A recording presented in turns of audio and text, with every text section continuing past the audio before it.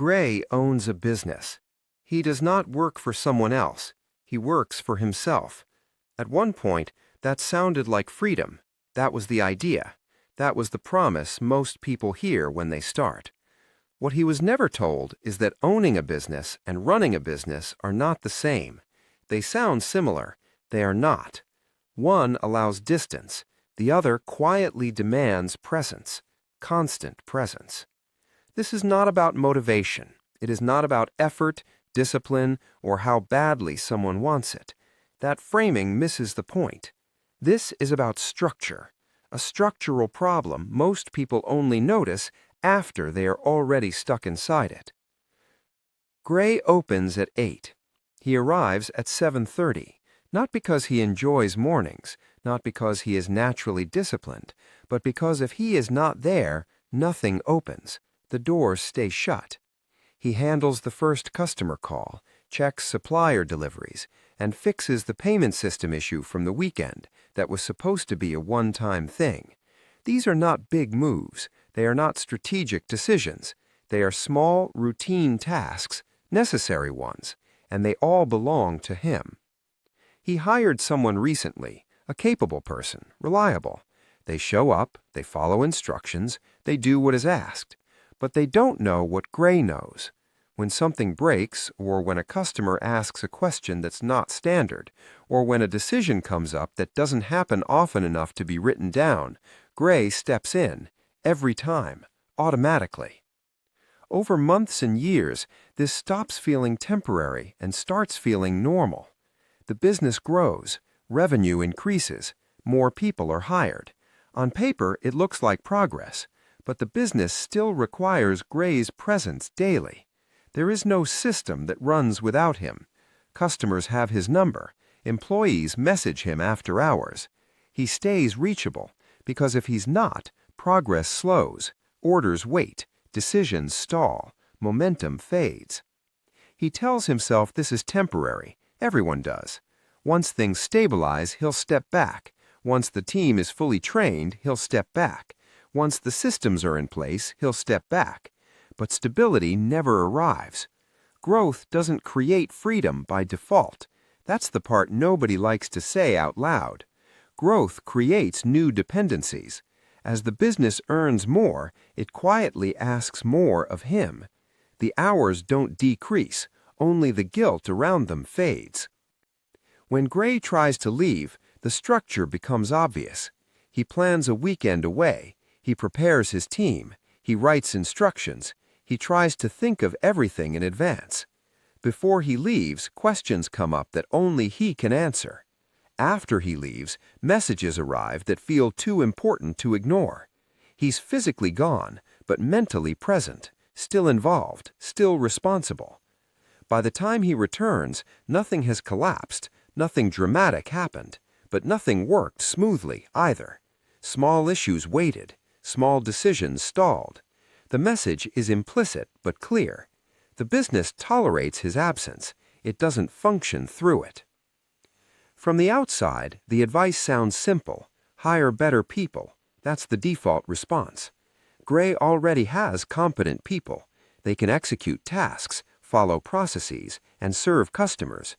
What they can't do is make the decisions Gray makes, not because they lack intelligence or effort, but because the business was never designed for them to. Gray is the final decision point. He knows which clients are difficult. He manages the key supplier relationships. He remembers why certain services were discontinued years ago. None of this is written down. None of it lives in a system. The systems are not automated. They depend on him noticing when something is off. The business is not structured to run independently. It's structured around Gray running it. This didn't happen by accident. It happened because Gray is good at what he does. When the business started, he did everything. He was the best salesman, the best operator, the best problem solver. Because he was the best, he kept doing it. When others were slower or less precise, he stepped in. Not because he wanted control, but because he cared about quality, because he wanted it done right. Each time he stepped in, the business learned something. When it matters, Gray handles it. Over time, that definition of matters expands. Eventually, everything begins to matter. From the inside, this is difficult to recognize. Gray does not have a business that employs him. He has a job he can't quit. The hours look similar to employment. The dependencies feel similar. The inability to leave feels familiar. The income comes directly from his effort. If he stops, the income stops. Maybe not instantly, but soon enough. That's not ownership. That's employment with additional risk. If he ever tried to sell the business, a buyer would see a company that depends entirely on its owner. No serious buyer wants that. They would be purchasing a job, not an asset. Revenue exists, customers exist, reputation exists. Independence does not. And without independence, the value collapses. This pattern is structural, not personal. It happens to people who work hard, who care about quality, and who are good at what they do. It happens in retail, in professional services, and in agencies. It happens when the owner is the best salesman, the best technician, or the best manager. The business leans on whoever's strongest, and that strength becomes the load-bearing wall. The skills that built the business become the ceiling of the business. You can't scale yourself.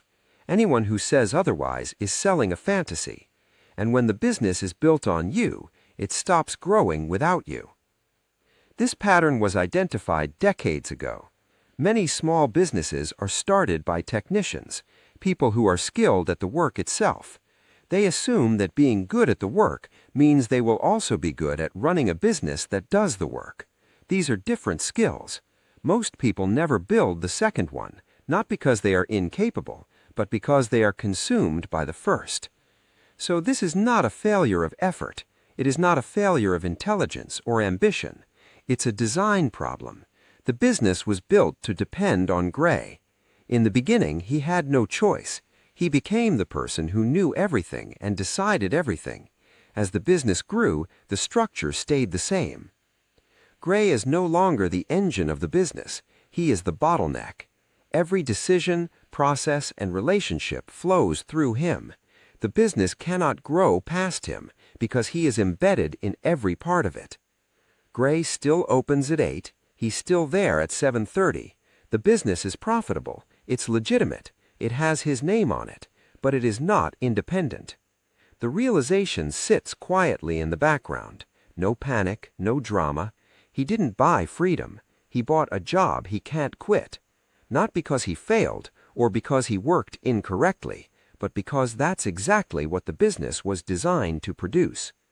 This is not a motivation problem. It is not a time management problem. It is not a hiring problem. It's a design problem. And design problems are not solved by trying harder. They are solved by seeing them clearly.